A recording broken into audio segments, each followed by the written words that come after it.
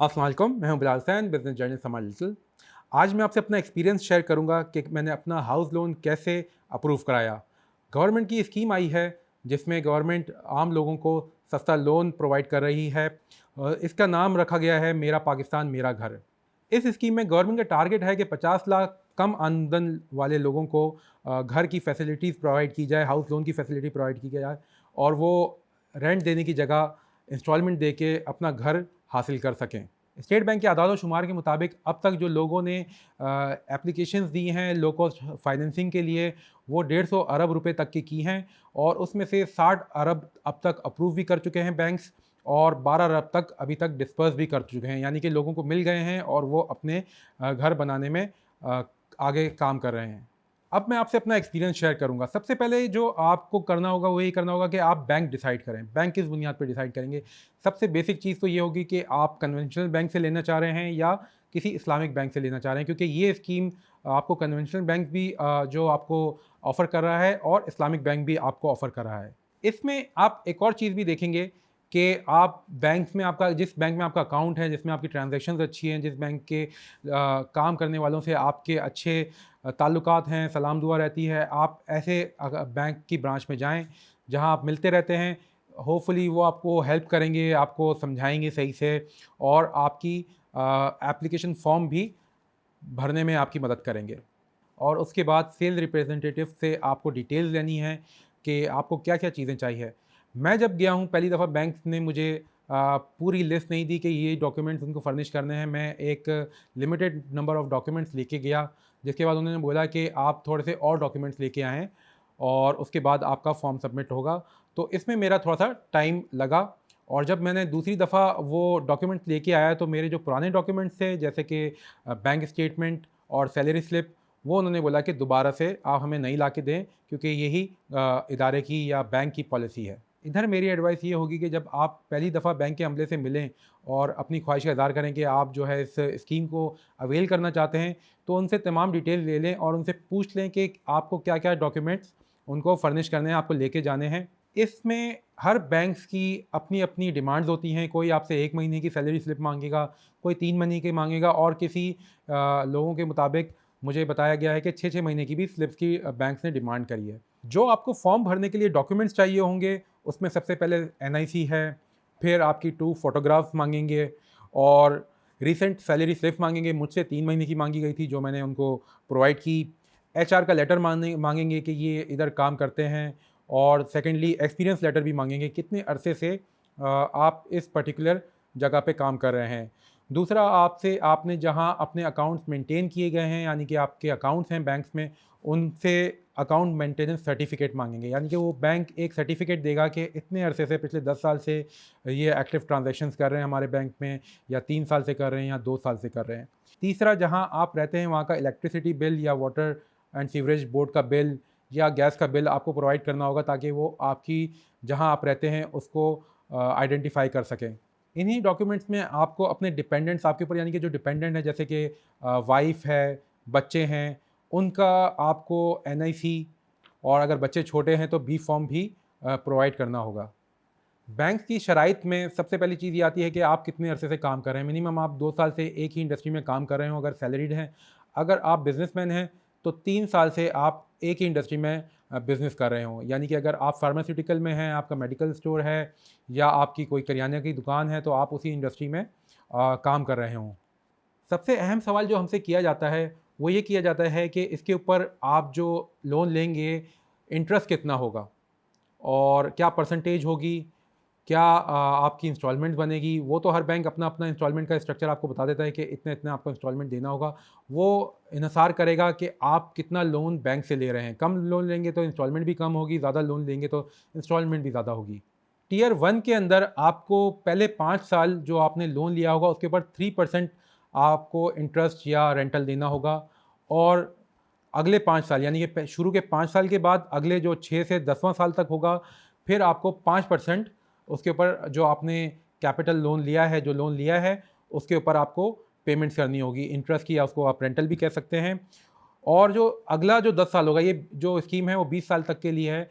कोई लोग अगर जल्दी पे कर सकते हैं, उनके पास मंथली इनकम इतनी है कि वो पे कर सकते हैं, तो 10 साल पे भी करा सकते हैं और मिनिमम 5 साल पे भी करा सकते हैं। लेकिन प्रॉब्लम जो आती है वो ये आती है कि इंस्टॉलमेंट मिनिमम हो, क्योंकि लोगों की सैलरी या इनकम इतनी नहीं है कि वो बड़ी इंस्टॉलमेंट दे सकते हैं। तो कोशिश करते हैं कि उनकी इंस्टॉलमेंट मिनिमम हो। तो आम तौर पे जो लोग जा रहे हैं वो 20 साल तक की जो टेन्योर है उस पे जा रहे हैं। टियर 1 का मैंने आपको बताया कि पहले 5 साल 3% है, फिर अगले 5 साल 5% है, और फिर जो अगला जो 10 साल हैं उसके ऊपर काइबोर प्लस 2.5%। टियर 1 में आप मैक्सिमम जो लोन बैंक से ले सकते हैं वो 27 लाख रुपए का लोन है, और उसमें जो घर आप खरीदेंगे उसकी कीमत 35 लाख रुपए से ज़्यादा नहीं होनी चाहिए। अब हम बात करते हैं टियर 2 के लोन की। इसमें आप मैक्सिमम जो लोन ले सकते हैं वो 60 लाख रुपए का ले सकते हैं, और इसके अंदर जो परसेंटेजेस लागू होंगी वो है कि शुरू के 5 साल आपको 5% देना है, फिर अगले 5 साल यानी कि 6 से 10 साल की मुद्दत में आपको 7% इंटरेस्ट या रेंटल देने हैं, और फिर उससे जो अगले 10 साल हैं यानी कि 10 साल के बाद 11वें साल से लेकर 20वें साल तक आपको काइबोर प्लस 4% इंटरेस्ट रेट्स देने होंगे।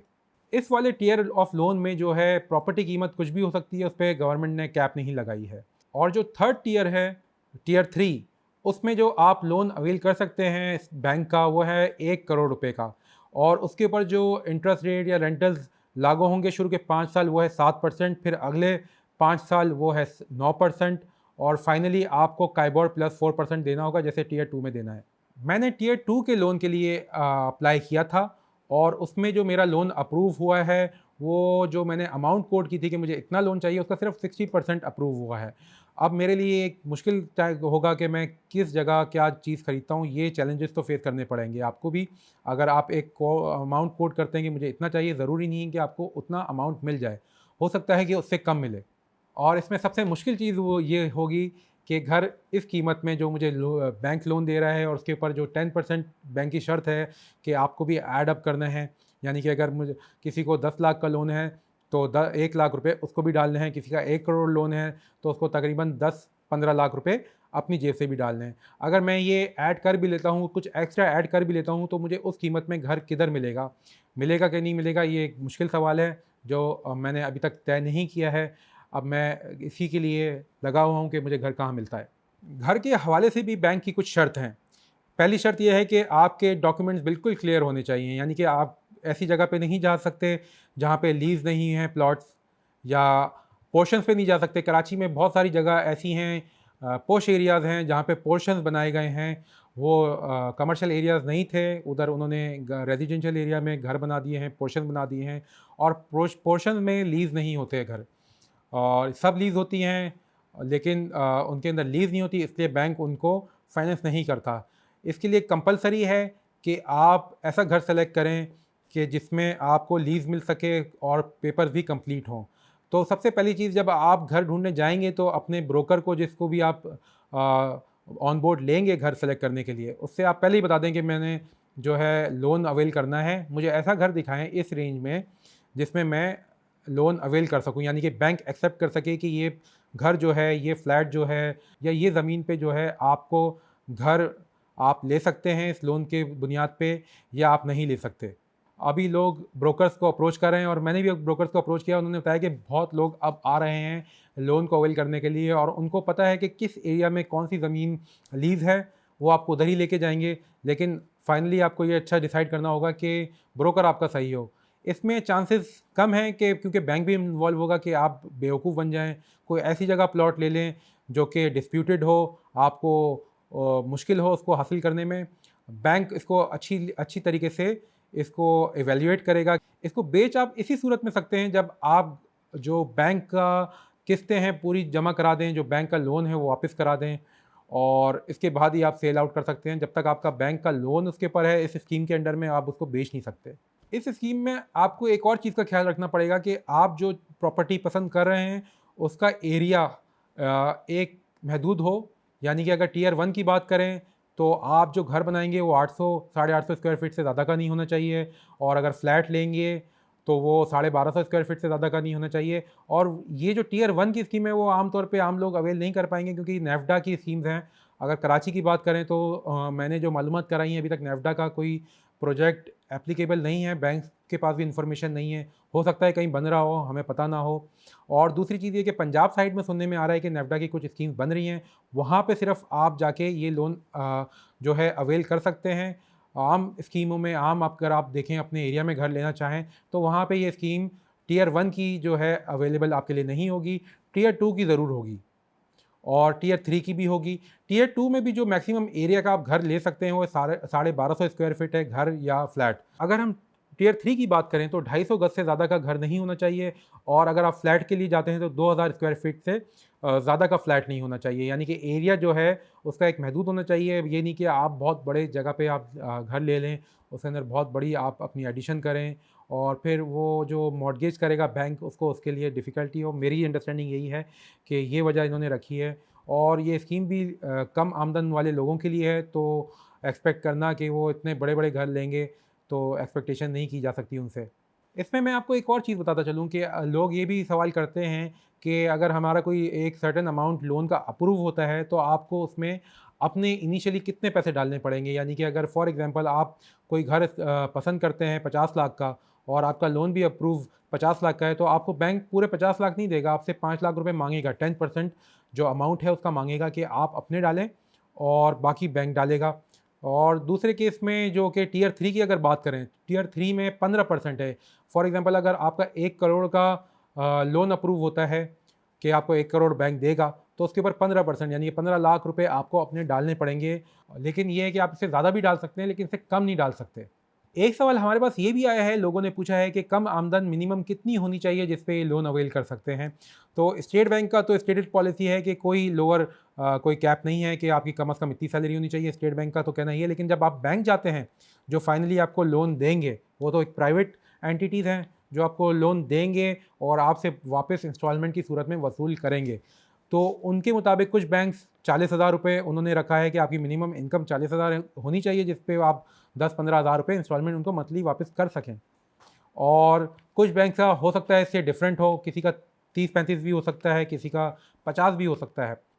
गवर्नमेंट का मकसद इस स्कीम को मुतारिफ कराने का ये है कि 50 लाख कम आमदन वाले लोगों को घर की फरहमी कर सके और फिर जब वो लोन लेंगे तो घर बनाएंगे भी बहुत सारे लोग, क्योंकि अगर वो पुराना खरीदेंगे तो जो जिनसे ख़रीदा गया है वो कहीं आगे जाएंगे, वो कहीं मूव करेंगे और बहुत सारे लोग ऐसे होंगे जो कि घर बनाने की तरफ जाएंगे और जब वो घर बनाने की तरफ जाएंगे तो वो एक इकोनॉमिक एक्टिविटी शुरू हो जाएगी। सीमेंट खरीदेंगे, सरिया खरीदेंगे। मुझे अपना लोन अप्रूव कराने के लिए 1 से 1.5 महीना लगा। हो सकता है कि ये पीरियड किसी के लिए ज़्यादा हो और हो सकता है किसी के लिए कम हो।